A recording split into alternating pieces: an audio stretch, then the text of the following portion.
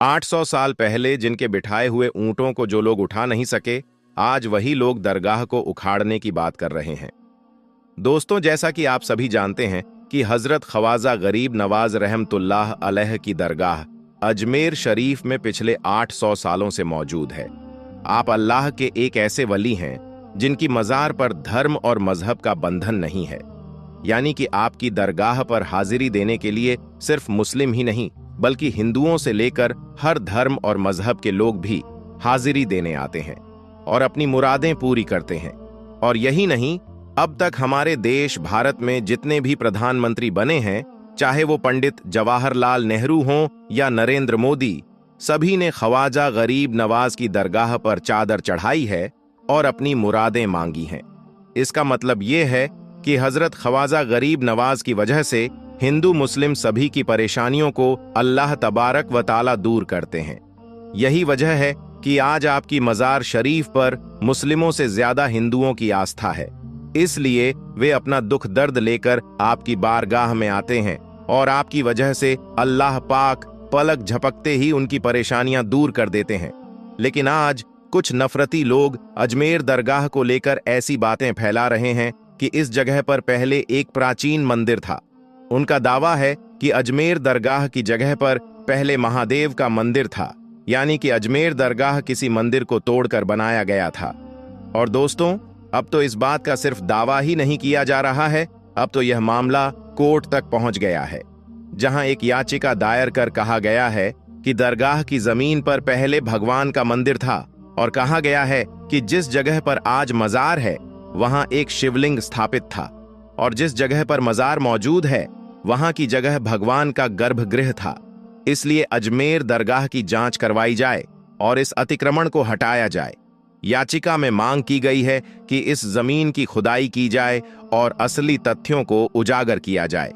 अंततः दरगाह को मंदिर घोषित कर वहां पूजा पाठ का अधिकार दिया जाए, ऐसा इस याचिका में दावा किया गया है, जिस मामले की अभी कोर्ट में सुनवाई चल रही है।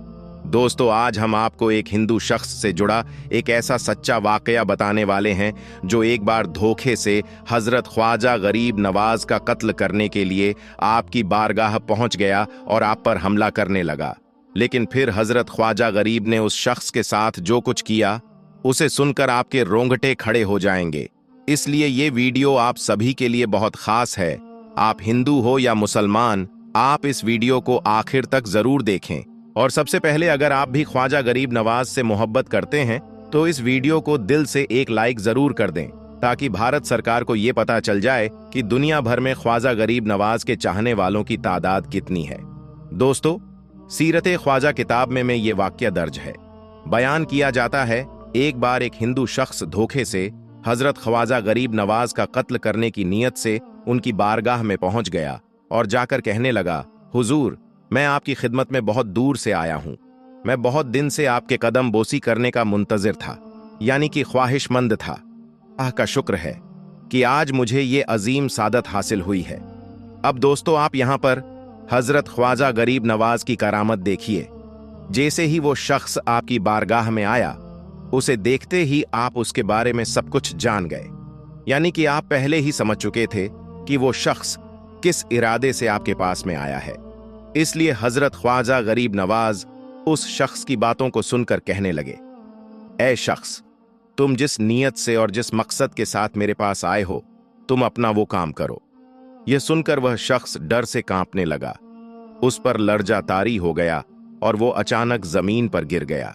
फिर बड़ी ही आजिजी से उसने कहा, हुजूर, फलां शख्स ने मुझे आपका कत्ल करने के लिए भेजा है और इसके बदले में मुझे पैसे भी दिए हैं, लेकिन मेरी नीयत आपको मारने की नहीं थी। इतना कहकर उसने अपनी जेब से एक हथियार निकाला और ख्वाजा गरीब नवाज के सामने रख दिया। आप दोस्तों, आप यहां पर हजरत ख्वाजा गरीब नवाज की रहमदिली देखिए।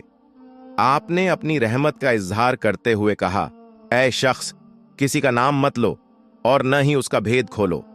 यह सुनकर वह शख्स उनके कदमों में गिर पड़ा और कहने लगा, हुजूर, मैं सजा का हकदार हूं, आप हुक्म दें कि लोग मुझे मार डालें।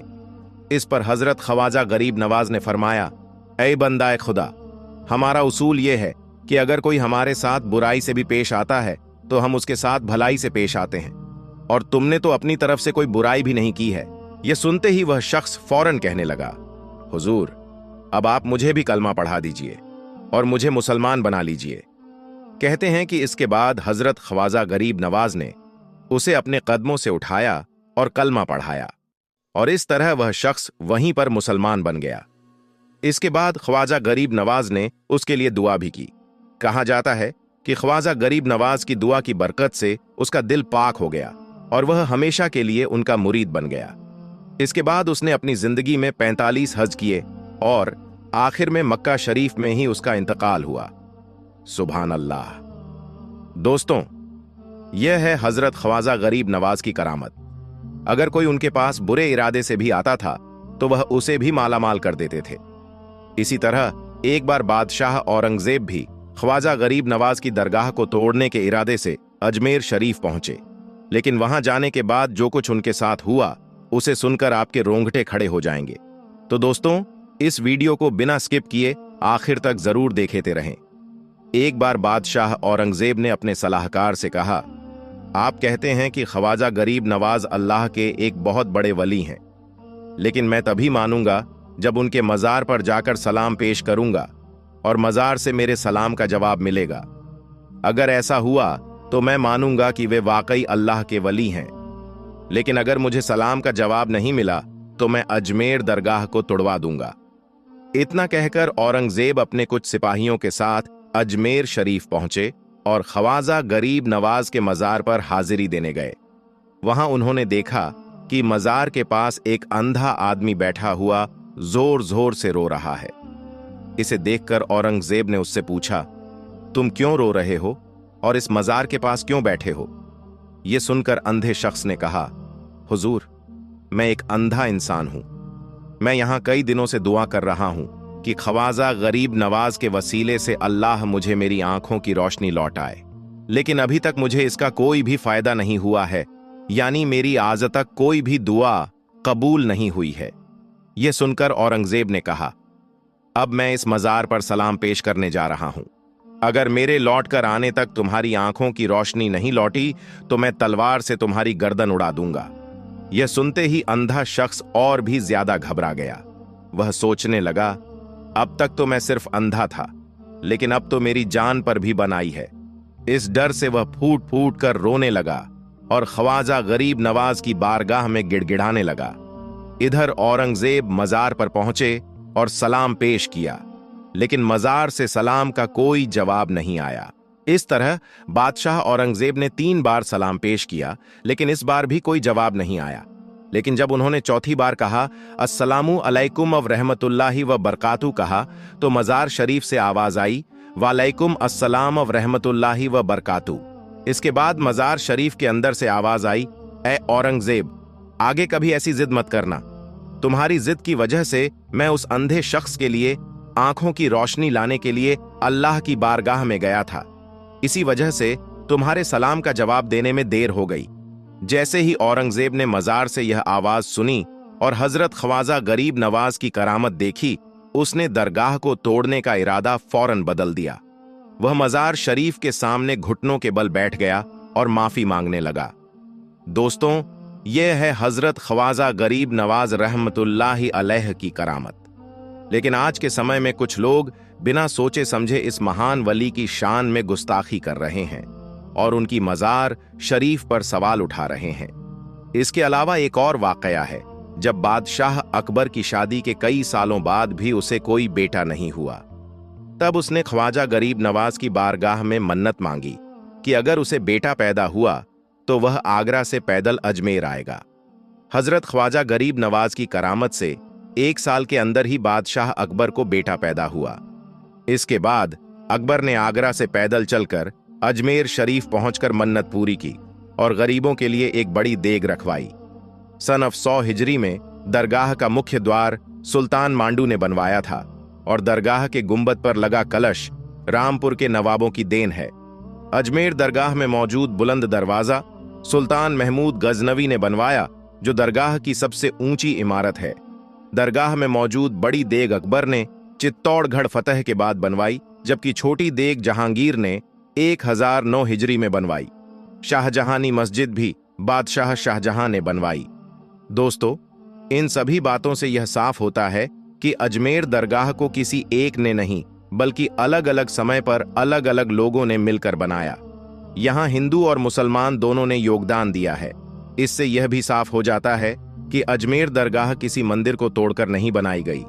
यह सिर्फ कुछ लोगों द्वारा फैलाया गया झूठ है, जो मशहूर होने के लिए या अपने निजी स्वार्थों या प्रचार के लिए ऐसी बातें कर रहे हैं। लेकिन इन बातों में कहीं पर भी कोई सच्चाई नहीं है। ये बात बिल्कुल झूठ है कि अजमेर दरगाह किसी मंदिर को तोड़कर बनाया गया है। प्यारे दोस्तों, भारत के एक छोटे से गांव में एक अल्लाह वाले रहा करते थे। उनकी एक ही बहन थी जो उन्हीं की तरह इबादत गुजार थी। वह अल्लाह वाले किसी दूसरे गांव में रहते थे और वह अल्लाह वाले अपनी बहन से कभी कभी मिलने के लिए चले जाया करते थे। फिर एक बार वह अल्लाह वाले बुजुर्ग अपनी बहन से मिलने के लिए न जा सके। उनकी बहन के 2 बेटे थे। उस नेक औरत ने अपने दोनों बेटों की शादियां कर दी थीं और उसकी दोनों बहुएं बहुत चालाक और होशियार थीं। जब भी वो नेक औरत अपने कमरे में बैठकर नमाज या कुरान पाक की तिलावत करती तो उसकी बहुओं को ये बहुत बुरा लगता। वो हमेशा कहती कि जब देखो अल्लाह अल्लाह करती रहती है और बैठी रोटियां तोड़ती रहती है। वो नेक औरत उन्हें काम भी दिया करती थी। अक्सर जब उसके दरवाजे पर कोई भिखारी या मुस्कीन आता तो वो कभी भी उसे भूखा नहीं जाने देती थी। वो हमेशा सदका और खैरात किया करती थी। वो नेक खातून अपने पड़ोसियों का भी बहुत ख्याल रखती थी। वो अपनी बहुओं से हमेशा कहती कि तुम थोड़ा खाना ज्यादा बनाया करो, मुझे अपने पड़ोसियों को भी देना होता है। वो नेक औरत अपनी बहुओं को सुबह सवेरे उठा दिया करती थी और कहती, उठो और नमाज पढ़ो, कुरान पाक की तिलावत करो और घर की सफाई करो। उसकी बहुओं को इबादत का कोई खास शौक नहीं था, लेकिन फिर भी कभी कभार वो इबादत कर लिया करती थी। ये सब काम उन दोनों बहुओं को बहुत बुरा लगता था। वो तो बस आपस में अपनी सास की बुराइयां करती रहती थी और अपनी नेक सास को बुरा भला कहती रहती थी। एक बार उस नेक औरत ने अपनी बहू से कहा, बेटा आज खाना ज्यादा बना लेना, आज मैंने गरीबों की दावत करनी है और इसीलिए तुम दोनों मिलकर उनके लिए खाना तैयार कर लेना। देखो बेटा, जब हम यतीम मिस्कीन लोगों को खाना खिलाते हैं तो अल्लाह पाक बहुत राजी होता है। ये बात सुनकर उन दोनों बहुओं को काफी गुस्सा आया और वो कहने लगी, क्या मुसीबत है हमारे सर पर। वो दोनों कहने लगीं, जब से हम इस घर में आई हैं, या तो ये बुढ़िया गरीबों को बुलाती है, कभी मिस्कीन को बुला लेती है, कभी बेवा औरतों को बुला लेती है। उस नेक औरत की दोनों बहुएं उसके बेटों के कान भरती रहती थीं। एक दिन वो नेक औरत अपने कमरे में इबादत करने चली गई और वो दोनों बहुएं इकट्ठा बैठ गईं। एक बोली, मैं तो इससे काफी तंग आ गई हूं, पता नहीं ये कब मरेगी। दूसरी बोली, ये रोज रोज हमसे खाना बनवाती है, मेरी तो नाक में दम कर रखा है। मैं तो कहती हूं कि ये यहां से चली ही जाए तो कितना अच्छा हो जाएगा। एक दिन छोटी बहू ने झूठ मूठ की अपने हाथ पर पट्टी बांध ली और जब शाम को उसका शौहर घर आया तो उसके सामने रोने लगी। शौहर ने बीवी के हाथ पर पट्टी देखी तो परेशान हो गया। औरत रोकर कहने लगी, आज माँ जी ने मुझसे 60 लोगों का खाना बनवाया है और सारा घर का काम भी मुझसे करवाया है। झूठ मूठ की पट्टी बांधकर कहने लगी, खाना बनाते वक्त मेरा हाथ जल गया और अब दर्द कर रहा है। अब मैं इस घर में नहीं रह सकती, आप अपनी माँ को कहीं भेज दें या मुझे कहीं छोड़ दें। ये बेटा अपनी माँ का इतना फर्माबरदार नहीं था। वो तो अपनी बीवी की बातों में आकर फौरन ही माँ के कमरे में आया और माँ से कहने लगा, आपने हम भाइयों की बीवियों को नौकरानियां समझ रखा है। इतना ही शौक है इबादत करने का, इतना ही शौक है सदका और खैरात करने का, तो अपने भाई के घर चली जाई, वहां बैठकर इबादत किया करे। माँ का दिल ये बात सुनकर तड़प उठा और कहने लगी, बेटा तुम लोगों के होते हुए अब क्या मैं कहीं और चली जाऊं। बेटा कहने लगा, जी हां, आप कहीं और चली जाइए या फिर हम चले जाते हैं। माँ ने छोटे बेटे की बात सुनकर बड़े बेटे की तरफ देखा। वो भी अपनी बीवी की जबान बोल रहा था। वो कहने लगा, कभी मिस्कीन को बुलाती हैं तो कभी गरीबों को बुला लेती है और खाना खिलाती है, फिर इतना सारा खाना आप हमारी बीवियों से बनवाती हैं। आपको इतना ही शौक है तो अपने भाई के घर चली जाए, आप वहां जाकर सदका करें या गरीबों को खिलाएं, वहीं पर बैठकर इबादत करना। मां ने देखा कि उसके दोनों बेटे अपनी बीवियों की ताबेदारी कर रहे हैं। मां ने कहा, ठीक है बेटा, मैं चली जाती हूं। मेरे बेटों, मैं तुम्हें तकलीफ में नहीं देख सकती। बेटों को यही लग रहा था कि मां अपने भाई के घर चली जाएगी। मां ने अपने कपड़े उठाए और चल पड़ी। वो कहां जा रही थी, किसी को कुछ नहीं पता था। उसे खुद भी नहीं पता था कि वो कहां जा रही है। लेकिन वो अपने भाई के घर नहीं जा रही थी। वो बेवजह अपने भाई को परेशान नहीं करना चाहती थी, क्योंकि उसका भाई दीन के कामों और तबलीग में काफी मसरूफ रहता था। वो बूढ़ी औरत चलती जा रही थी कि रास्ते में एक नौजवान आया। कहने लगा, माँ जी, आप कहां जा रही हैं? वो बूढ़ी औरत बोली, बेटा, मंजिल की तलाश में हूं और सफर पर निकली हुई हूं। नौजवान बोला, लगता है माँ जी आप अकेली हैं, आपके साथ कोई और नहीं है। ये सुनकर वो नेक औरत खामोश हो गई। नौजवान बोला, कोई बात नहीं माँ जी, आप मेरे साथ आइए, मैं अपने घर में अकेला रहता हूं। इस तरह वो नेक नौजवान उस बूढ़ी औरत को अपने घर ले आया। घर छोटा था लेकिन सुकून वाला था। नेक औरत बोली, बेटा, तुम अकेले रहते हो? नौजवान बोला, जी माँ जी, मैं अकेला हूं, यतीम हूं, मेरा इस दुनिया में कोई नहीं, लेकिन आज से आप मेरी मां हैं। उस बूढ़ी औरत ने अल्लाह पाक का शुक्र अदा किया और कहने लगी, बेटा, मैं नमाज पढ़ना चाहती हूं। नौजवान बूढ़ी औरत को कमरे में ले गया और कहने लगा, आज से यह कमरा आपका ही है, आप यहां पर जितनी चाहें उतनी इबादत करें। नेक औरत सोचने लगी कि नौजवान होते हुए भी कितना नेक है और इबादत करता है। वो नेक नौजवान घर में भी इबादत करता था और कभी कभी घर से बाहर भी निकल जाता था। वो बूढ़ी औरत उस लड़के से कुछ नहीं पूछती थी, ये सोचकर कि जिस मां को उसके बेटे ने घर से निकाल दिया हो, वो भला दूसरों से कैसे कोई सवाल कर सकती है। वो औरत अल्लाह पाक से दुआ करने लगी, ऐ अल्लाह, तू जानता है कि मैं गरीब हूं, मिस्कीन को खाना खिलाती हूं, लेकिन मैं अपने बेटों का तुझसे कोई शिकवा नहीं करती। बस दिल इस बात पर उदास है कि मैं यहां पर किसी को खाना नहीं खिला सकती। ऐ अल्लाह, तू मुझे किसी का मोहताज न करना, हमेशा अपने खजाने से अता करना। बस वो यही सोच रही थी कि अचानक दरवाजे पर दस्तक हुई। औरत ने दरवाजा खोलकर देखा तो छोटे छोटे बच्चे खड़े थे, साथ ही फकीर और यतीम भी थे। औरत ने कहा, आप यहां पर क्या कर रहे हैं? बच्चे बोले, हमें पता चला है कि यहां पर खाना खिलाया जा रहा है। बूढ़ी औरत बोली, बच्चों, मैंने तो खाना नहीं बनाया और मेरे पास तो खाना भी नहीं है। बच्चे बोले, ये आप कैसी बातें कर रही हैं? बाहर जाकर देखिए, बड़ी बड़ी देग में खाना बन रहा है। नेक औरत बाहर आई और देखा तो सच में बड़ी बड़ी देग में खाना बन रहा था। वो खाना कौन पका रहा था, इस बात का किसी को कुछ नहीं पता था। वो नौजवान भी वहां पर मौजूद नहीं था। बूढ़ी औरत ने उन बच्चों के साथ मिलकर खाना खाया और अल्लाह पाक का शुक्र अदा किया। ऐ मेरे अल्लाह, तेरा शुक्र है, मैं तो इसी बारे में सोच रही थी और तूने मेरी दुआ कबूल कर ली। बूढ़ी औरत को लगा कि शायद दस्तरखान एक दिन के लिए ही लगाया गया है, लेकिन ऐसा नहीं था।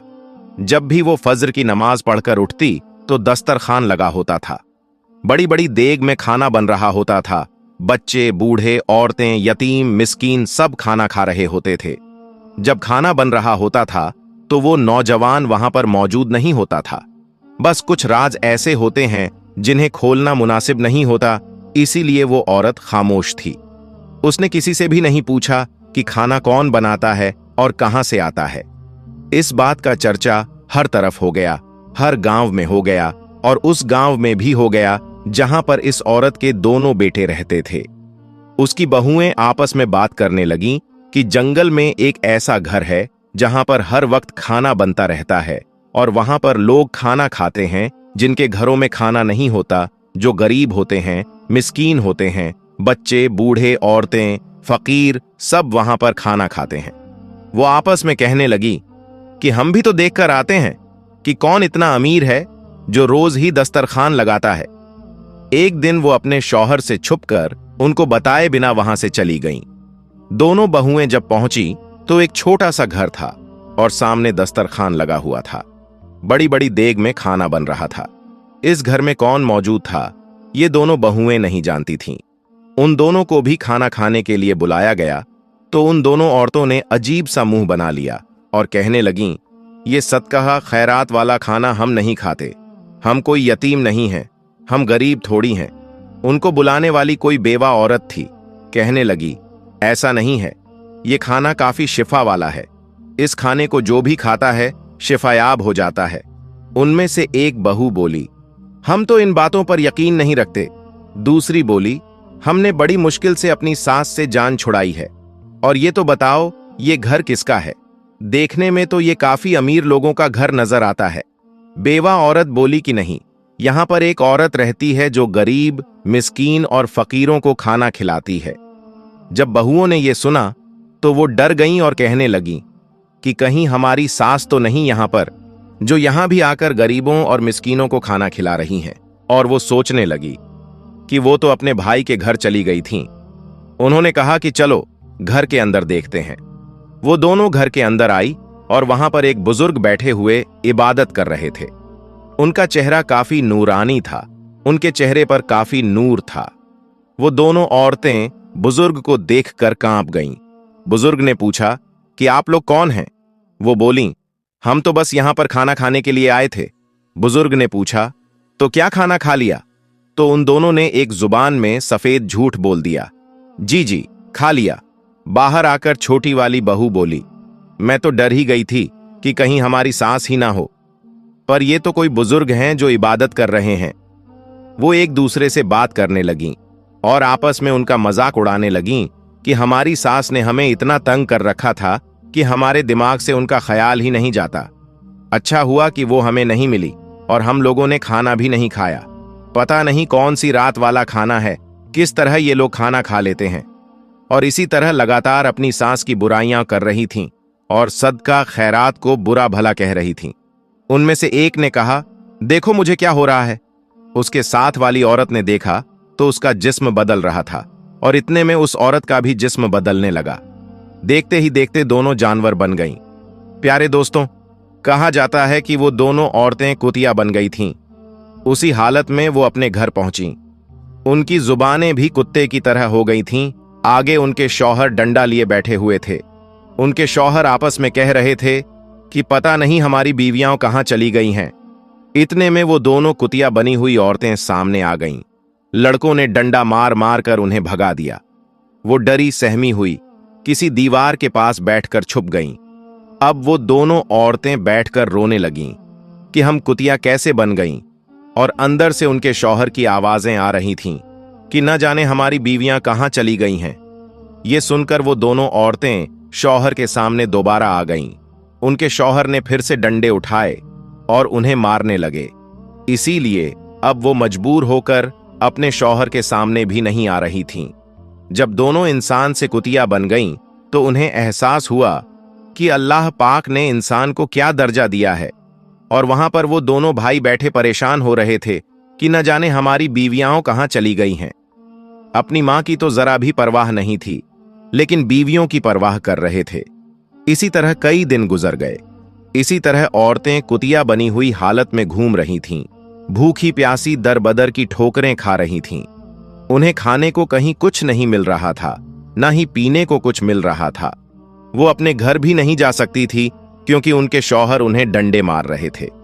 जब भूख प्यास ने शिद्दत इख्तियार की तो एक दूसरे से कहने लगीं कि चलो उसी जगह पर चलते हैं जहां पर खाना बनता है, गरीब, यतीम, मिस्कीन और बेवा को खाना खिलाया जाता है। चलो हम भी वहां जाकर खाना खाते हैं। जब वहां पहुंची तो देखा कि अब भी वहां पर खाना खिलाया जा रहा था। गरीबों ने कुत्तों को देखा तो डंडे मारकर वहां से भगा दिया। वापस आकर खाना खाने की दोबारा कोशिश की तो कोई लात मारता तो कोई डंडा मारता। अब उन्हें एहसास और पछतावा हो रहा था कि जो सुलूक वो गरीब यतीमों के साथ कर रही थीं, अब खुद उनके साथ हो रहा है। इतने में एक नौजवान आया और कहने लगा, लगता है कि तुम दोनों को भूख लगी है, मगर ये खाना उनके लिए नहीं है जिनके दिल में रहम नहीं हो। तुम दोनों के दिल में रहम नहीं है, दर्द नहीं है। नौजवान बोला, मैं जानता हूं कि तुम दोनों कभी इंसान हुआ करती थीं। तुम लोगों ने हर शख्स के साथ बुरा सलूक किया और तुम लोग एक बूढ़ी औरत का भी दिल दुखा चुकी हो। तुम्हारी ये हालत तुम्हारे कामों की वजह से हुई है। वो लड़का उन दोनों से कहने लगा, चलो मेरे साथ। वो उन्हें उस कमरे में ले आया जहां पर बुजुर्ग इबादत कर रहे थे। बुजुर्ग उन्हें देखकर मुस्कुराए और उनकी तरफ देखकर कहा, तुम दोनों ने उस दिन खाना खा लिया होता जिस दिन अल्लाह के नाम पर खाना खिलाया जा रहा था, और तुम दोनों ने अकड़ नहीं दिखाई होती तो आज तुम लोगों का यह हाल न होता। अल्लाह की राह में खाना खिलाया जा रहा था, तुम दोनों ने क्यों नफरत की? तुम दोनों को अल्लाह की राह में दिया हुआ खाना पसंद नहीं था, अल्लाह की राह में दी हुई खैरात पसंद नहीं थी, सदका पसंद नहीं था, और जो गरीबों, मिस्कीनों और बेवाओं को खाना खिलाती थी तुम लोगों ने उसे भी घर से निकाल दिया। वो दोनों ये बातें सुनकर आंसू बहाए जा रही थीं, और वो कर भी क्या सकती थीं, बोल तो नहीं सकती थीं। अल्लाह वाले ने कहा, अल्लाह के हुक्म से तुम दोनों इंसान की तरह बोलने लग जाओ। तो वो दोनों औरतें इंसान की तरह बोलने लग गईं। दोनों औरतें एक साथ बोल पड़ीं, हम जानते हैं कि हमने अपनी सास का दिल दुखाया है, उसे घर से निकाल दिया है। हम दोनों उससे जलन और हसद करती थीं। वो बुजुर्ग बोले, तुम दोनों ने उस नेक औरत का दिल दुखाया, उसके बेटों को उसके खिलाफ कर दिया। वो नेक औरत कोई और नहीं, मेरी बहन है। वो दोनों बोलीं, तो क्या वो आपके पास नहीं आई? बुजुर्ग बोले, नहीं, वो मेरे पास नहीं आई थी, वो मेरे पास आ भी नहीं सकती थी, क्योंकि वो एक खुददार औरत है। और जब मुझे अपनी बहन के बारे में पता चला तो मैंने अपनी बहन के पास अपने खास आदमी को भेजा, जो उसके बेटे की तरह मदद करता रहा और उसका ख्याल रखता रहा। मुझे अपने इल्म के जरिए यह मालूम हो चुका था कि तुम दोनों ने मेरी बहन को जलील करके उसे घर से निकाला है, और तुम दोनों सोचती हो ना कि मेरी बहन के पास इतने पैसे कहां से आते हैं, वो इतना सारा खाना कैसे बनाकर तकसीम कर देती है। जब कोई अल्लाह का नेक बंदा अल्लाह की राह में एक पैसा खर्च करता है तो उसके बदले अल्लाह पाक उसे 10 गुना ज्यादा अता करता है। ये भी अल्लाह पाक का करम है, और ये जो तुम्हारा हाल हुआ है इसमें उसकी कोई बद्दुआ शामिल नहीं है। अगर तुम दोनों उस दिन खाना खा लेती, घमंड और तकब्बुर न करती और अल्लाह की राह में दिए हुए खाने से नफरत न करती तो आज तुम्हारी ये हालत न होती। घमंड और तकब्बुर तुम दोनों ने किया, और घमंड और तकब्बुर तो शैतान ने किया था, जिसे अल्लाह पाक ने फरिश्ते से शैतान बना दिया। इस पर वो औरतें फूट फूट कर रोने लगीं और कहने लगीं, हमें एक बार माँ जी से मिलवा दीजिए, हम उनसे माफी मांगना चाहते हैं। हमें कुतिया बनकर पता चला है कि अल्लाह पाक ने इंसान को क्या मर्तबा अता किया है। इतने में ही वो बूढ़ी औरत आ गई। वो दोनों कुतिया बनी हुई औरतें अपनी सास के कदमों में गिर गईं और रो रो कर माफी मांगने लगीं। माँ जी, हमें माफ कर दीजिए, बस एक बार हमें माफ कर दीजिए। वो औरत बोली, बेटा, मैंने तो तुम लोगों के लिए कभी बद्दुआ नहीं की, और बेटा माफ करना या न करना ये सब अल्लाह के हाथ में है, और सदका और खैरात इंसान को बड़ी बीमारी से बचाता है, मुश्किलों से बचाता है। बेटा, मैं तो तुम लोगों के लिए ही ऐसा करती थी कि मेरे बच्चे और मेरी बहुएं इन बीमारियों और मुश्किलों से हमेशा बचे रहें।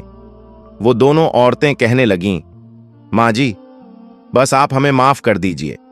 हमें इस बात की खुशी होगी कि आपने हमें माफ कर दिया, भले ही हम इसी हालत में रहें। अब आप बस हमें माफ कर दें।